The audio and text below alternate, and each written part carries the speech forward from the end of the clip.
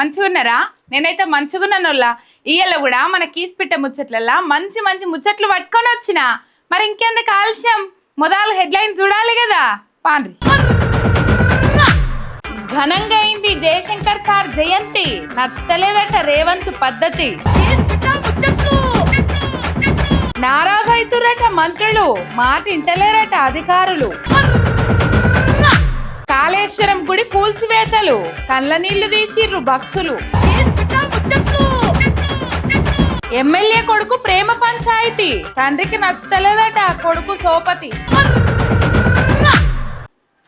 రేవంత్ రెడ్డి మేధావి, అపర మేధావి.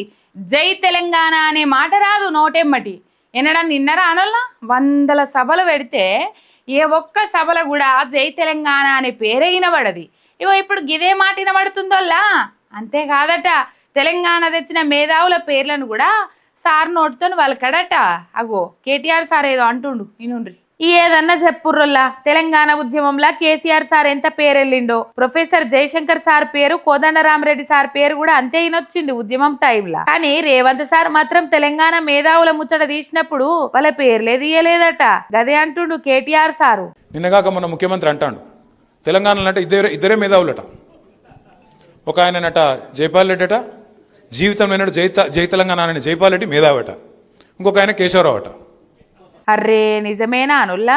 రేవంత్ సార్ ఏం చేసినా ఢిల్లీకి తిరుగుడే గాని తెలంగాణ కోసం ఏం చేసిండో ఆయనకే తెలవాలి. అదే అంటుండు రామన్న కూడా. ఊ అంటే ఢిల్లీకి పోతాండు గాని ఏం తెచ్చిండు ఏం కథ అని గట్టిగానే అరుచుకున్నాడు.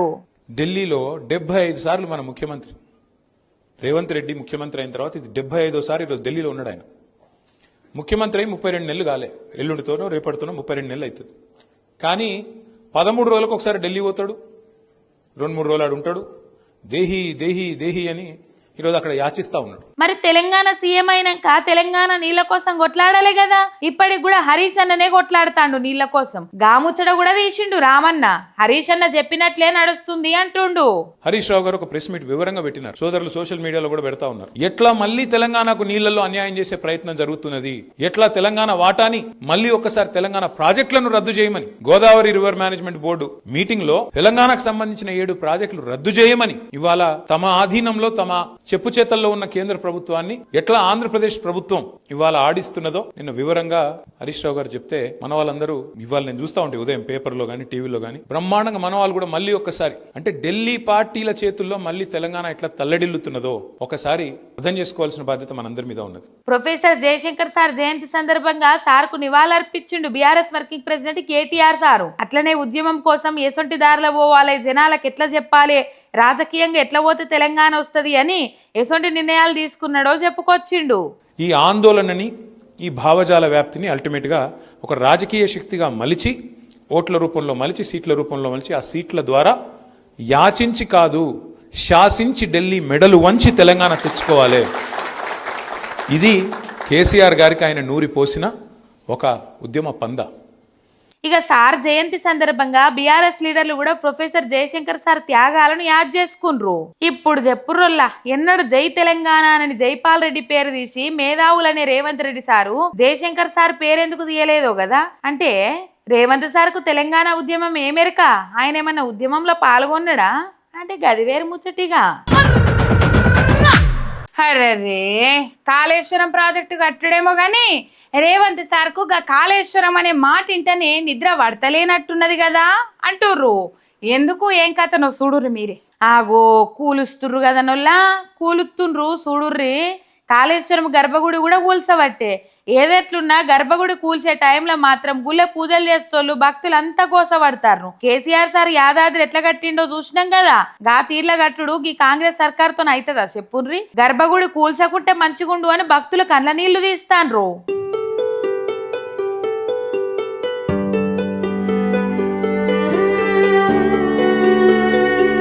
కాళేశ్వరం కాళేశ్వరం ప్రాజెక్టును 1000 కోట్లతో కట్టించిండు కేసీఆర్ సారు. కానీ కాళేశ్వరాన్ని కూలేశ్వరం అంటుర్రు ఈ కాంగ్రెస్ వాళ్ళు. రేవంత్ సార్ మాటలు చూస్తుంటే కాళేశ్వరం అంటేనే నచ్చనట్లే మాట్లాడతాడు. పంపుల కట్కలు నొక్కకుండా ఎన్నాళ్ళు రైతులను గోసబెట్టిండో చూసినాం కదా. అదంతా కాళేశ్వరం ప్రాజెక్టుతోని కేసీఆర్ సార్ పేరు వస్తుందనే ఆపిన్రు అన్నారు ఇన్ని దినాలు. మరి ఈ రేవంత్ సార్కి ఏమైందో గాని గర్భగుడి కూడా కూల్చబట్టే. ఏమన్నంటే మళ్ళా గడతాం, మంచిగా గడతాం, తీర్చిదిద్దుతాం అంటారు. రేవంత్ సార్ తోనే అయ్యేటి పనిలేనానోళ్ళ ఇవి. గిటున్న పుల్లదీసి గట్టేస్తందుకే ఏండ్లు పడుతుంది రేవంత్ సర్కార్ కు.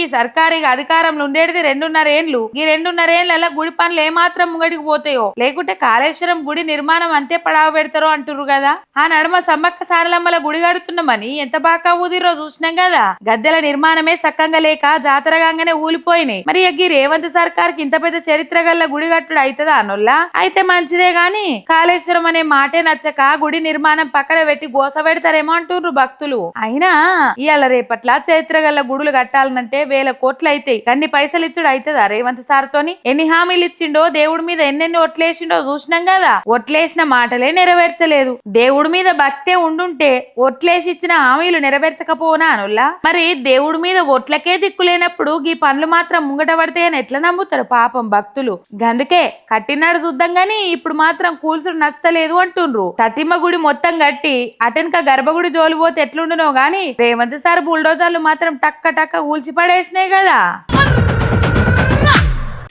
ఎంత గోస పాపం మంత్రులు. మేం మంత్రులం ఎందుకైనాం, ఏం చేస్తున్నాం, మా మాట ఏం నడుస్తుంది అని గోసపడుతురట పాపం. పేరుకే పదవులు గాని పెత్తనాలు మాత్రం వేరేటోళ్ళై నడుస్తున్నాయట. ఒకళ్ళు కాదు, ఇద్దరు కాదల్లా ఉన్న 15 మంది మంత్రులల్లా సగం మంది గిదే గోసపడుతుర్రట. అధికారులు కూడా చెప్పిన మాటలు వినకుంటే మేము ఏం చేయాలి, ఎవరికి చెప్పుకోవాలి అని కక్కలేక మింగలేక మస్తు తిప్పలబడుతుర్రట పాపం. ఇక మంత్రి గారు చెప్తే అయిపోతుంది, ఆమోదం కూడా పొందింది కాబట్టి అయిపోయినట్లే అని చెప్పేసి అనుకునేటోళ్లకు ఇక మళ్ళా రద్దు చేయంగానే నిద్ర కూడా పట్టకుండొచ్చు పాపం. ఇక ఈ మంత్రులు ఎందుకు, వీళ్ళ మాటలు ఎవరింటలేరు అని తీసి పడేస్తురట పాపం. అసలు ఏమైతుంది ఏం కథ అంటే అరుచుకోవాలి కదా మంత్రి. ఎవరు ఏ పార్టీలకు పోయినా మాది కాంగ్రెస్సే, మేము కాంగ్రెస్ వాళ్ళం కాబట్టి కాంగ్రెస్లోనే ఉంటామని అధికారం లేని రోజుల్లో కూడా పార్టీ కండువా తీయకుంటున్నారు ఇవాళ మంత్రులు కొంతమంది. మంత్రి వివేక్ సార్ లాంటి వాళ్ళు 4 మాటల కండువాలు మార్చిర్రంటే గది వేరే ముచ్చట గాని కండువా తీయకుంటున్నోళ్లకు చెప్పిన పనులు అయితలేవట. శ్రీధర్ బాబు సార్ అంటే కాంగ్రెస్ లీడర్ అని తప్ప ఇంకో జెండా అని యాది రాదు. కానీ సార్ చెప్పిన పనులు కూడా అయితలేవట. అధికారులు కూడా మాట ఇంటలేరట కదా పాపం. ఇదే డిస్కషన్ అయితుంది పాపం. పొన్నం సార్ కూడా ఎంత నిమ్మలం మనిషో ఎరకనే కదా. సార్ మాటలు కూడా నడుస్తలేవట పార్టీలా. ఇక సీనియర్ లీడర్ సీనియర్ మంత్రి అని పేరున్న తుమ్మల సార్కు కూడా మాట నడుస్తలేదట.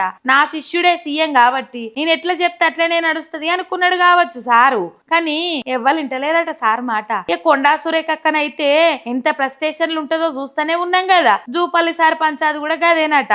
మంత్రులు చెప్తే పనులు అయితాయని జనాలు ఎట్లా అనుకుంటారో ఆఫీసర్లు కూడా గంతే అనుకుంటారు కానోళ్ళ. డిప్యుటేషన్ల మీద వంపుర్రి, మాకు అట్లా తిప్పలైతున్నాయి ఇట్లా తిప్పలైతున్నాయి, ఫ్యామిలీ అవసరాలు ఉన్నాయి అని ఆఫీసర్లు మంత్రులను అడిగితే సరేనని అధికారులకు చెప్పిర్రట. ఇక పాత ఆఫీసర్లు ఆమోద ముద్రలు కూడా వేసిర్రట.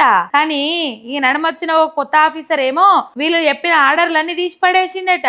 మరి గా సార్ వెనకపోంటే ఇంకెంత పెద్ద మంత్రి ఉన్నాడో, లేకుంటే సీఎం సారే ఉన్నాడో.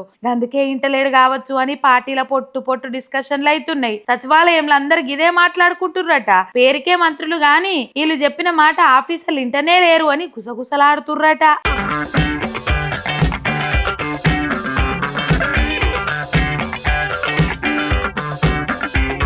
ఇక పేరు మోసిన మంత్రులు ఉత్తమ్ సారు, పొంగిలేటి సీనన్న, మంత్రి వివేక్ సార్ల మీద కూడా రేవంత్ సార్ పెత్తనం చేస్తుండని మాట్లాడుకుంటుర్రులా ఆఫీసర్లు. వీళ్ళ మంత్రిత్వ శాఖల విజిలెన్స్ ను కూడా ఇంకో విజిలెన్స్ కిందకి తీసుకొస్తాడట రేవంత్ సారు. ఇక వీళ్ళ శాఖల్లో మంత్రులకు తెలియకుండానే విజిలెన్స్ దాడులు అవుతున్నాయట.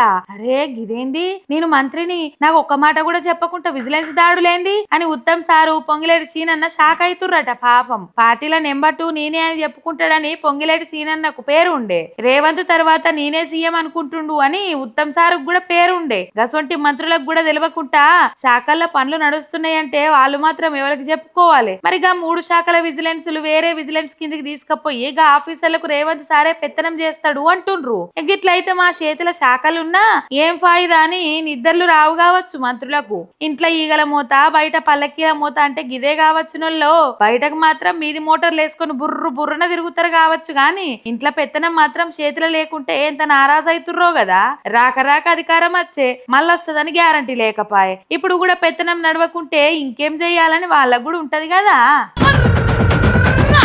ఈ పెద్దోళ్ళు ఉన్నారే పిల్లల ప్రేమను అస్సలే అర్థం చేసుకుంటలేరట. తరాలు మారినా యుగాలు మారినా గీ ప్రేమ పంచాదేందోల్లా.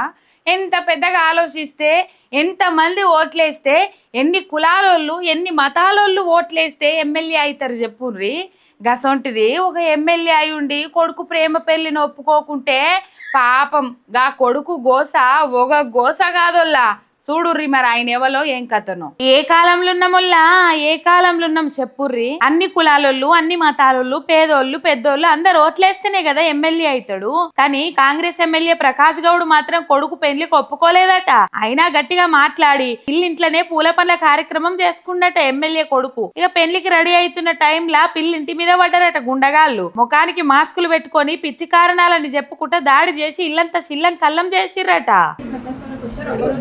మాస్క్ పెట్టుకొని వచ్చి నాకు ఇవ్వాలి అంత చెప్పి వాళ్ళ ఒక్కరికి ఇచ్చేది లేదు. 2-3 ఇచ్చేది అది మేము యాక్సెప్ట్ చేస్తే మాటికి అందరూ మాస్క్ పెట్టుకొని వచ్చి మాకు ఇవ్వాలి అని చెప్పి మాస్క్ పెట్టుకున్నా మాస్క్ ఇస్తలేదు.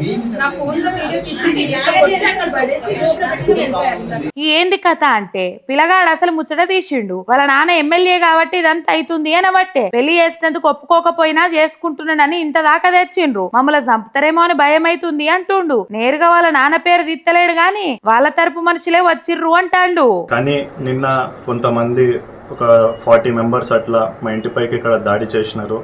ఆ ఎవిడెన్స్ కూడా మీరు ఇక్కడ వెనకాల మొత్తం అటాక్ చేసిన ఈ డోర్ పగిలిన అవన్నీ ఇక్కడ ఉన్నాయి.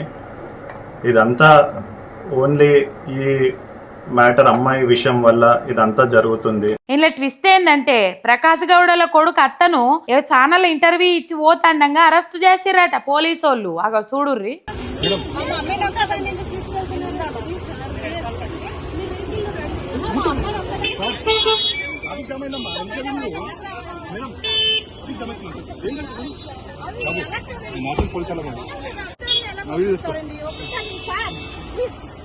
ఏమైందుల్లా ఈ ఎమ్మెల్యేలకు కాంగ్రెస్ ఎమ్మెల్యేలు ఇష్టం వచ్చినట్లు చేస్తున్నారట. పోన్రి వరంగల్ దిక్కు కూడా గింతే అయింది. West MLA Nayan Rajender Reddy camp office కు పోయి పెట్రోల్ మీద పోసుకుండ్రు. పాపం జనాలు వాళ్ళ జాగా గుంజుకోవాలని చూస్తుండ్రని గోసపడుతుండ్రు.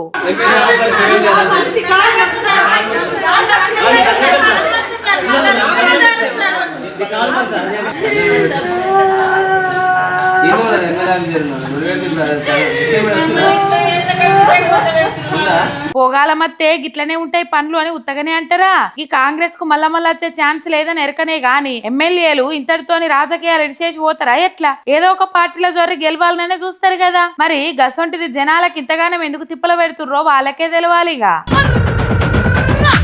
ఇగో ఇవాళ ఇలాంటి కీస్ పెట్టే ముచ్చట్లు ఎట్లున్నాయి? మస్తు ఉన్నాయిలే. మళ్ళొచ్చేటప్పుడు ఇసంటి ముచ్చట్లతోనే మీ ముంగడికి వస్తుంది మీ రేఖ. అంతవరకు మీరు చూస్తూనే ఉండండి మీ ఎంఆర్ మీడియా తెలంగాణ. చూస్తే ఒక్క సబ్స్క్రైబ్ చేసుకోండి. శనార్థి.